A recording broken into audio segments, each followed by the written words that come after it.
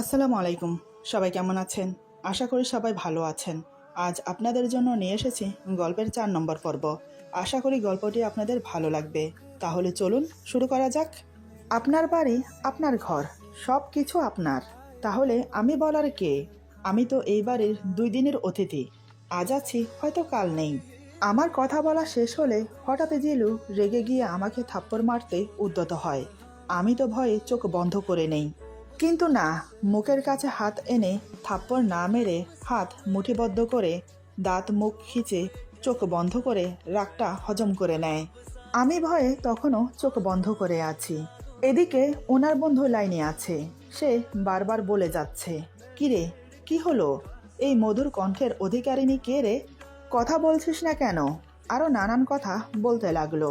অন্যদিকে উনি চোখ খুলে যখন দেখলো আমি ভয়ে চোখ বন্ধ করে আছি, সেই সুযোগটাকেই আবার কাজে লাগালো। আমাকে বুঝতে না দিয়ে আচমকা আমার চুলের মুঠি শক্ত করে ধরে আমার ঠোঁটে ঠোঁট ডুবিয়ে দিল। আচানক এমন আক্রমণে আমি ঠিক বুঝতে পারছি না আমি কি করব। এদিকে উনি আমার ঠোঁট জোড়া আঁকড়ে ধরে কামড়াতে শুরু করেছে। অন্য হাতের ফোনটা বিছানায় ছুঁড়ে ফেলে আমার কোমর শক্ত করে ধরে বুকের সাথে জড়িয়ে ধরে। অন্যদিকে আমার ঠোঁট ফেটে রক্ত পড়ে পড়ে অবস্থা। ব্যথায় যন্ত্রণায় আমি ছটফট করছি। এদিকে চুল শক্ত করে টেনে ধরেছে বলে মাথায় ব্যথা পাচ্ছি। এমন মনে হচ্ছে চুল সব এখনই উপরে হাতে চলে আসবে। এতক্ষণ যাও নীরবে কান্না করছি আর ছটফট করছি। এবার আর পারলাম না, চিৎকার দিয়ে কান্না করে উঠি। কিন্তু কোনো লাভ হলো না, কারণ আমার ঠোঁটজোড়া ওনার মুখের ভেতর। আমার চিৎকার গোগো শব্দ হয়ে বেরিয়ে এলো শুধু। রাগের মাথায় একটা মানুষ কি করতে পারে আমার আইডিয়া ছিল না। আজ ওনাকে দেখে কিছুটা হলেও আইডিয়া হয়েছে। ব্যথায় আমার কলিজাটা ছিঁড়ে যাচ্ছে। ঠোঁট কেটে রক্তের ধারা চিবুক বেয়ে গলা বেয়ে বুকের ভেতর প্রবেশ করছে। সেদিকে ওনার কোনো হোশ নেই। উনি আমাকে এতটাই শক্ত করে চেপে ধরে রেখেছে, মোট কথা আমি নড়তেও পারছি না। একটা মানুষের শরীরে এতটা শক্তি থাকে আমি ভাবতেই পারিনি। আমি আর পারছি না, নিস্তেজ হয়ে আসছে আমার শরীর। আমার দম যেন ফুরিয়ে আসছে। ধীরে ধীরে আমি চেতনা হারাতে শুরু করলাম। একসময় অজ্ঞান হয়ে পড়লাম। তারপর কি হলো আমি কিছুই জানি না। যখন আমার জ্ঞান ফিরে তখন সন্ধ্যা। জিলু রুমে ছিল না। নিজেকে আবিষ্কার করলাম কম্বল মুড়ি দিয়ে বালিশে শোয়া অবস্থায়। নিশ্চয়ই এই কাজটা উনি করেছেন। মনে পড়ল সকালের কথা, ওনার ভয়ঙ্কর রূপটার কথা। ঠোঁট জোড়া ফুলে আছে, ঠোঁটের নিচের অনেকটা অংশ কেটে গেছে, মুখে গলায় এখনো রক্ত শুকিয়ে আছে। কিন্তু আমি একটা কথা ভেবে পাচ্ছি না। বাড়িতে কাজের লোক আছে, মা আছে, সকাল থেকে সন্ধ্যা হয়ে গেল, অথচ কেউ আমার তালাশ করলো না। দুপুরের খাওয়ার জন্য কেউ জিজ্ঞেস করলো না। ব্যাপারটা আমাকে খুব ভাবাচ্ছে। বিছানা থেকে উঠতে চাইতেই বুঝতে পারলাম মাথার চুলের প্রত্যেকটা গোড়ায় গোড়ায় ব্যথায় টনটন করছে। কি অমানসিক নির্যাতনটাই না করলো সকালে। আমি আস্তে আস্তে উঠে ওয়াশরুমে গেলাম। আয়নায় নিজেকে দেখে নিজেই চিনতে পারছি না। এ কি অবস্থা হয়েছে একদিনে আমার।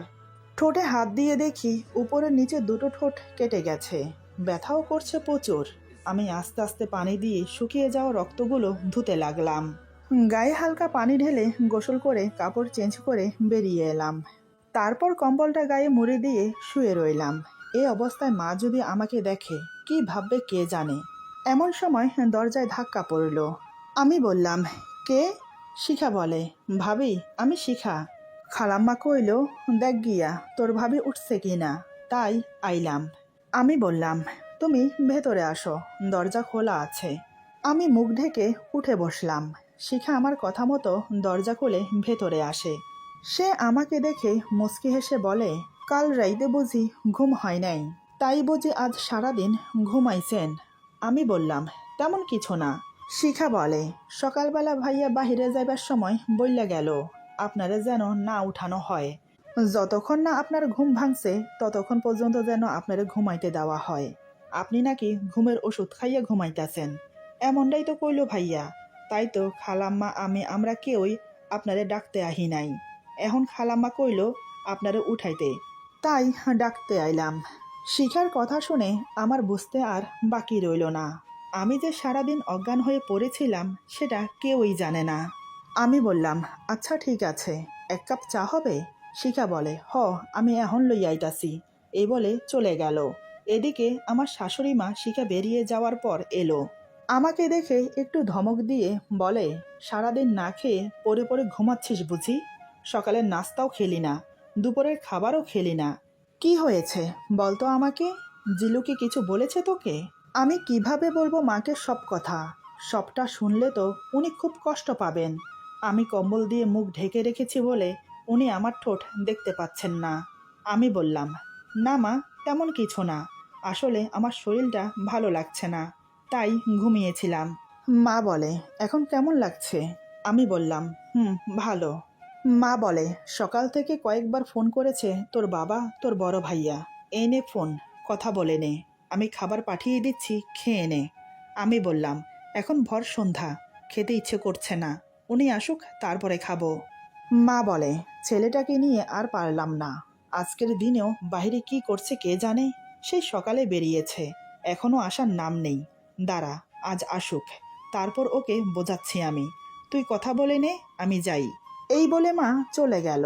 আমি বাড়িতে ফোন দিয়ে সবার সাথে কথা বললাম।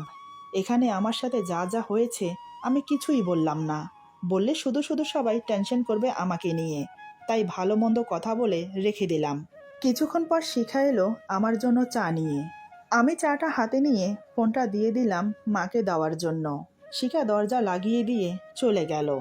ভাবলাম গরম গরম একটু চা খেলে ভালো লাগবে, কিন্তু খাওয়া হলো না। এই গরম চা ঠোঁটে লাগাতেই পারলাম না, কাটা স্থানে লেগে আরও জ্বলে উঠছে। তাই চাটাকে ঠান্ডা করে খেলাম। শুয়ে বসে সময় কাটতে লাগলো আমার। ঘড়ির দিকে তাকিয়ে দেখি রাত 9টা বাজে, এখনও উনি বাসায় আসেনি। রাত 10টার দিকে নিচে জোরে জোরে কথার আওয়াজ শোনা যাচ্ছে। মা চেঁচামেচি করছে। উপর থেকে যা শুনতে পাচ্ছি তাতে বোঝা যাচ্ছে উনি বাসায় এসেছেন। ওনার উপরে মা চেঁচাচ্ছেন। এদিকে ওনার কোনো কথা শোনা যাচ্ছে না, যত সম্ভব চুপচাপ মায়ের বকুনি শুনছে। বেশ কিছুক্ষণ পর উপরে এলো। রুমে প্রবেশ করে কাঁধের ব্যাগটা চেয়ারে রেখে ওয়াশরুমে চলে গেল ফ্রেশ হতে। আমি চুপচাপ কম্বল মুড়ি দিয়ে শুয়ে আছি।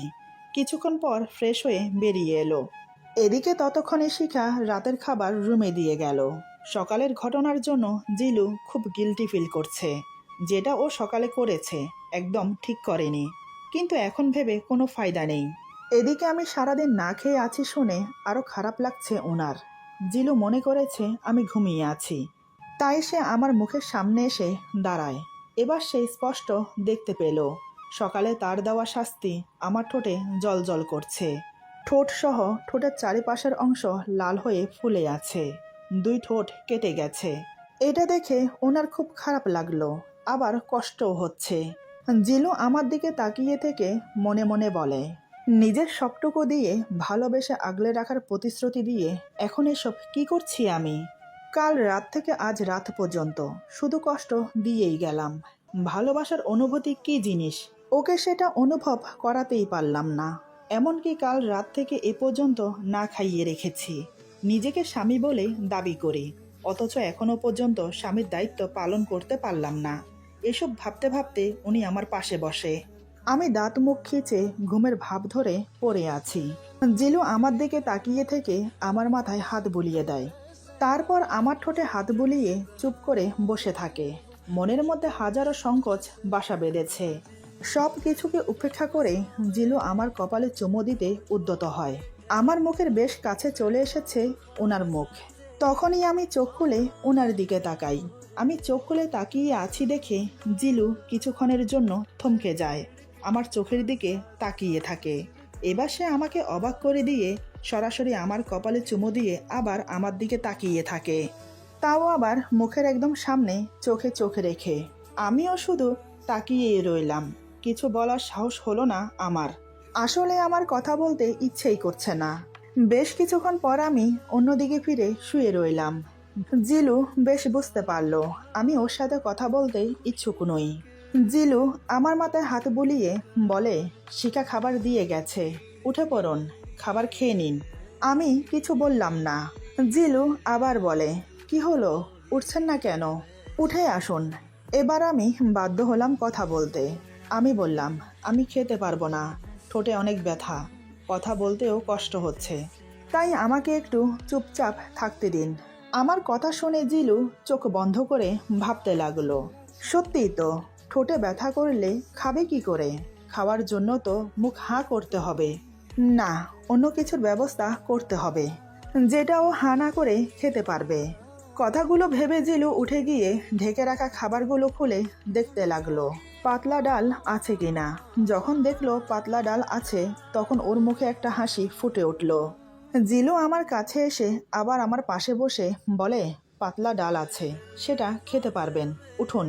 ওনার কথা শুনে আমি উঠে বসলাম, কারণ আমার প্রচুর খিদে পেয়েছে। এভাবে কোনোদিন আমি না খেয়ে থাকিনি, এই প্রথমবার আমি এতটা সময় না খেয়েছিলাম। আমি উঠে বসতেই জিলু ডালের বাটিটা একটা প্লেটের মধ্যে রেখে সাথে ছোট একটা চামচ দিয়ে আমাকে ধরিয়ে দিল। আমি কিছু না বলে খাওয়ার চেষ্টা করলাম। খেতে পারছি ঠিকই, তবে ঠোঁটে জ্বালা করছে, কিন্তু তারপরেও একটু খেলাম। বাকিটা রেখে দিয়ে ওয়াশরুমে গিয়ে ঠোঁট ধুয়ে নিলাম। আমি বেরিয়ে আসতেই জিলু বলে, কি হলো, পুরোটা তো শেষ করলেন না? আমি বললাম, আমার ঠোঁট জ্বালা করছে, আমি আর খাবো না। জিলু আমার কথা শুনে মাথা নিচু করে নিল। জিলু কিছুটা খেয়ে হাত ধুয়ে নিল। পুরো খাবার কেন শেষ করলো না আমি জিজ্ঞাসা করলাম না। শিখাকে ডাকা হলো সব নিয়ে যাওয়ার জন্য। সে এসে একে একে সব নিয়ে গেল। আমি উঠে নিচে বিছানা করে শুয়ে পড়লাম। আজ জিলু দেখেও কিছু বলল না, সেও চুপচাপ শুয়ে পড়ল। জিলু ঘুমিয়েছে কি না আমি জানি না, কিন্তু আমার ঘুম আসছিল না। ঠোঁটে ব্যথা, পায়ে ব্যথা, সাথে মাথার ব্যথা, সব মিলিয়ে যেন অস্বস্তি একটা কারবার। বেশ অনেকক্ষণ এপাশ ওপাশ করতে করতে ঘুমিয়ে পড়লাম। রাতে মেডিসিন খেয়ে শোয়ার কারণে সকালে ঘুম ভাঙতে দেরি হলো। ঘুম ভাঙতেই চোখ খুলে দেখি জিলু খাটের উপর কাত হয়ে শুয়ে হাতের উপর মাথার ভর দিয়ে আমার দিকে তাকিয়ে আছে। প্রথমে আমি দেখে চমকে উঠি, তারপর অন্যদিকে ফিরে শুতে যাব। তখনই দেখি বালিশের কাছে লাল টুকটুকে একটা ফুটন্ত গোলাপ, সাথে একটা চিরকুট। এসব দেখে আমি ওনার দিকে তাকাতেই উনি মুচকি হাসে। বুঝতে পারলাম এগুলো উনি রেখেছে। এবার আমি ওনাকে অবাক করে দিয়ে বিছানা থেকে উঠে গোলাপ আর চিরকুটটা নিয়ে জানালা দিয়ে ফেলে দিলাম। পরেও দেখলাম না চিরকুটে কি লেখা ছিল। এটা দেখে জিলুর মুখটা কালো হয়ে গেল, সাথে মনেও কষ্ট পেল। জিলু মনে মনে বলে, একটিবার পড়ে তো দেখতে পারতে আমি কি লিখেছি, তারপর না হয় ফেলে দিতে। কেন এত অ্যাটিটিউড দেখাচ্ছ? আমি যে মুখে না বলা কথাগুলো কাগজে লিখে তোমাকে দিয়েছি। কোনো সমস্যা না, আজ থেকে তো মাত্র শুরু করলাম। প্রতিদিন আমি তোমাকে আমার ভালোবাসা এজাহার করব, ঠিক একইভাবে। আমিও দেখি তুমি কত আমাকে এড়িয়ে যেতে পারো। কথাগুলো ভেবে আমাকে কিছু না বলে ওয়াশরুমে চলে গেল ফ্রেশ হতে। সামনে এক্সাম, তাই এখন কলেজ মিস করা চলবে না। ওয়াশরুম থেকে ফ্রেশ হয়ে বেরিয়ে রেডি হয়ে নাস্তা করে চলে গেল। আমার সাথে আর তেমন একটা কথা হয়নি। এদিকে উনি চলে যাওয়ার পর আমি তাড়াতাড়ি শিখাকে ডাকলাম। শিখা উপরে এসে আমাকে বলে, কি হয়েছে ভাবি, আমারে ডাকলেন কেন? আমি বললাম, তুমি তাড়াতাড়ি বাড়ির পেছনে যাও। আমি কিছুক্ষণ আগে একটা গোলাপ আর চিরকুট ফেলেছি, সেগুলো খুঁজে নিয়ে আসো প্লিজ। শিখা আমার কথা মতো চলে গেল। বেশ কিছুক্ষণ পর চিরকুট আর গোলাপ নিয়ে এলো। আমি ওর হাত থেকে এগুলো নিয়ে ওকে বললাম, খবরদার, এই ব্যাপারে যেন তোমার ভাইয়া না জানে। শিখা বলে, আপনি চিন্তা করেন না, আমি ভাইয়ারে কিচ্ছু কমো না। আমি জানি এই গোলাপ আপনারে ভাইয়া দিছে। আরে, আমার সামনেই তো লইয়া আইলো বাগান থেকে। আমি বললাম, সে যাই হোক, কিন্তু তুমি প্লিজ তোমার ভাইয়াকে বলো না। শিখা আমাকে আশ্বস্ত করে চলে গেল। আমি গোলাপ ফুলটাকে ভালো করে পরিষ্কার করে নিলাম, কারণ উপর থেকে ফেলার কারণে মাটি লেগে গিয়েছিল। এই প্রথম কেউ আমাকে একটা গোলাপ দিল, তাও সেটা নিজের স্বামী। সেটাকে আমি কি করে ফেলে দেই? যদিও আমাদের মাঝে এখনো মনোমালিন্য চলছে, তাতে কি হয়েছে? গোলাপটা তো আমি রাখতেই পারি। বেশ কিছুক্ষণ গোলাপটা হাতে নিয়ে দেখলাম। গোলাপটা খুব সুন্দর, সতেজ আর খুব তাজা। গোলাপটা পাশে রেখে চিরকুট খুলে পড়তে লাগলাম। ভালোবাসা কি জানেন? ভালোবাসা আসলে একটা নিঃশব্দ ভাষা, যেখানে কোনো শব্দের প্রয়োজন হয় না, শুধু চোখের দৃষ্টিতেই বলা হয়ে যায় হাজার কথা। ভালোবাসা এমন এক অদ্ভুত, যা তার নিঃসঙ্গ জীবনকে ভরে তোলে রঙিন স্বপ্নে। ভালোবাসা তখনই পূর্ণ হয় যখন আপনি আপনার স্বার্থ ভুলে ভালোবাসার মানুষকে সুখে রাখতে চাইবেন। ভালোবাসা আসলে একটা জিনিসই শেখায়, তা হলো আপনি থাকলেই আমার পৃথিবী পরিপূর্ণ। ভালোবাসি, শুধু ভালোবাসি। আর আপনার সাথে বাজে ব্যবহার করার জন্য আর আপনাকে কষ্ট দেওয়ার জন্য আমি দুঃখিত। Sorry, I am really sorry. ক্ষমা করুন আমাকে। চিরকুটটা পরে ঠোঁটের কোণায় একটা হাসি ফুটে উঠল। এত কষ্টের মাঝেও আমার মুখে হাসি, কারণ এই প্রথম কেউ আমার জন্য কাব্য লিখেছে। আমি চিরকুট আর গোলাপ ফুলটা খুব যত্নে লুকিয়ে রাখলাম, এমন জায়গায় রাখলাম যাতে ওনার চোখে না পড়ে। উনি তো জানে আমি ফেলে দিয়েছি। দুপুর 2টার দিকে উনি বাসায় চলে আসে। আসার সময় আমার জন্য চকলেট নিয়ে আসে, তাও আবার মিমি চকলেট, যেটা আমার খুব পছন্দের। রুমে এসে কাদের ব্যাগ থেকে দুটো মিমি চকলেটের প্যাকেট বের করে আমাকে দিয়ে বলে, এই দুটো আপনার জন্য, প্লিজ এগুলো আবার জানালা দিয়ে ফেলে দেবেন না। আমি ওনার হাতে মিমি চকলেট দেখে খানিকটা অবাক হই, কারণ উনি কিভাবে জানলো যে মিমি চকলেট আমার পছন্দ। আমাকে অবাক হয়ে তাকিয়ে থাকতে দেখে জিলু বলে, কি হলো নিন, আপনার কি চকলেট পছন্দ হয়নি? আপনি কি মিমি চকলেট খান না? আমি কিছু না বলে ওনার হাত থেকে চকলেট দুটো নিলাম। জিলু বলে, ধন্যবাদ চকলেট নেওয়ার জন্য। দুপুরের খাবার খেয়েছেন? আমি দুই দিকে মাথা নাড়িয়ে বুঝালাম, না। জিলু বলে, দিনের 2টো বাজে আর আপনি এখনো খাবার খাননি। আমি ফ্রেশ হয়ে আসছি, তারপর দুজন খেতে যাব নিচে। এই বলে উনি ফ্রেশ হতে ওয়াশরুমে চলে গেল। বেশ কিছুক্ষণ পর ফ্রেশ হয়ে বেরিয়ে এলো। জিলু বলে, চলুন খাবার খেতে। আমি বললাম, আমি যাব না। জিলু বলে, কেন, খিদে পায়নি আপনার? আমি বললাম, এই অবস্থায় আমাকে দেখলে সবাই কি ভাববে? ঠোঁটের এই অবস্থা নিয়ে আমি নিচে যেতে পারবো না। জিলু ব্যাপারটা বুঝতে পেরে নিচে গিয়ে আমার জন্য খাবার নিয়ে এলো, কিন্তু আমি আজও ঠিকমতো খাবার খেতে পারলাম না ঠোঁটের জন্য। শুধু পাতলা ডালটা খেয়ে কোনো রকম পেট ভরলাম। আজ শাশুড়ি মা বাসায় নেই, উনি অফিসে গেছেন। খাওয়া দাওয়ার পর জিলু একটু ঘুমিয়ে নিল। তারপর কলেজের অ্যাসাইনমেন্ট করতে লাগলো, তাও আবার এই রুমে না, অন্য রুমে, পাশে তার স্টাডি রুম। সন্ধ্যা হয়ে এসেছে। সন্ধ্যারও বেশ কিছুক্ষণ পর শাশুড়ি মা বাসায় এলো। বাসায় এসে জিলুকে নিজের রুমে ডেকে নিয়ে গিয়ে বলে, তোর সাথে আমার কিছু কথা ছিল। জিলু বলে, বলো। মা বলে, তোদের বিয়েটা তো এমনি হয়েছে, এখন বিয়েটা ধুমধাম করে দিয়ে সবাইকে জানানো প্রয়োজন। তুই কি বলিস? জিলু বলে, আমি চাই বিয়ের অনুষ্ঠান যাই হোক, সব আমার এক্সামের পরে। এখন আপাতত যদি সে বাড়িতে যেতে চায় তাহলে যাবে, সমস্যা কি? এতে আমার কোনো আপত্তি নেই। মা বলে, ঠিক আছে, যেমনটা তুই চাইবি, যা তাহলে। বৌমা রুমে একা আছে, ওর পায়ের কি অবস্থা এখন? আমি তো সারাদিন অফিসের কাজেই বিজি ছিলাম। জিলু বলে, এখন আপাতত অনেকটা ভালো আছে। এই বলে রুমে চলে এলো। রাতে খাওয়া দাওয়ার পর জিলু আবার পড়ার জন্য চলে গেল স্টাডি রুমে। আমি নিচে বিছানা করে ঘুমানোর চেষ্টা করলাম, কিন্তু ঘুম আসছে না। এবার আমি উঠে বসলাম। ঘড়ির দিকে তাকিয়ে দেখি রাত 11টা বাজে। এদিকে উনি এখনো আসেনি রুমে। মনে মনে ভাবলাম, উঠে গিয়ে দেখি উনি কি করছে। আমি এবার বিছানা ছেড়ে উঠে আস্তে আস্তে ওনার রুমের দরজার কাছে গেলাম। রুমের দরজা ভেজানো ছিল। আমি একটু করে খুলতেই ক্যাচ ক্যাচ শব্দ হলো। দরজার শব্দ শুনে জিলু পিছনে না তাকিয়ে বলে, কিরে শিখা, তুই এত রাতে এখানে কি করছিস? ঘুমাসনি এখনো? এসেছিস যখন ভালোই হয়েছে। আমার জন্য 1 কাপ কফি নিয়ে আয় তো, মাথাটা খুব ধরেছে। যা, একটু তাড়াতাড়ি নিয়ে আয়। আমি তো দরজা ধরে দাঁড়িয়ে অবাক হয়ে তাকিয়ে আছি। এখন কি করি?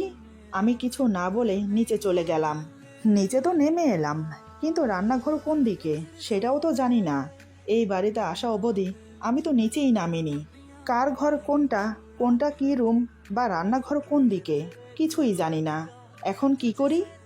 ভাগ্য ভালো যে এখনো ড্রয়িং রুমের লাইট জ্বলছে, তাই সব কিছু দেখতে পাচ্ছি। নিচে যতগুলো রুম আছে সবগুলো রুমের দরজা বন্ধ আছে, শুধু একটা রুম ছাড়া। আমি ধীরে ধীরে সেই রুমের দিকে এগিয়ে গেলাম। ভাগ্য ভালো যে এটাই রান্নাঘর।